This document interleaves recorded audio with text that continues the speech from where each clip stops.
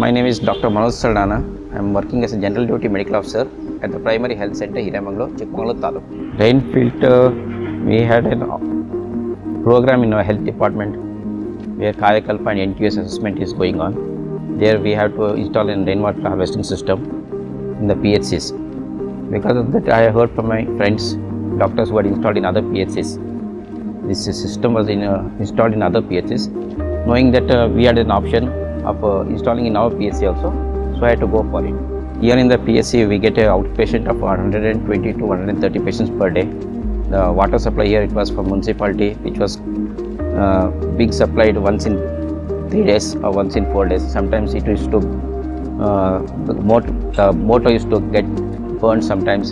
Sometimes the water supply was not according to the 3 days duration. Sometimes it was used to come once in a week. So we needed a water preserving system. So I had to go first for the borewell. Then we had dug a borewell 5 years back where we could not get an adequate water. So next step was for me to go for rainwater harvesting to conserve the water for hospital needs, for patients, for the cleaning of the hospitals.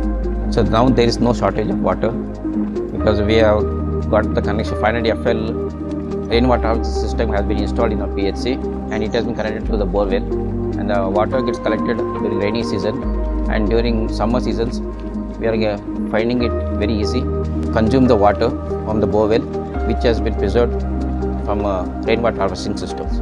During summer season, the water supply from the municipality is not adequate.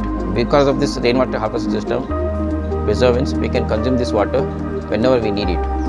This rainwater harvesting system comes with a full kit and it has a 10 years warranty. It's functioning very well for the past 2 years without any repairs and zero maintenance. So I would like to recommend to all the other PSCs also install this rainwater harvesting system.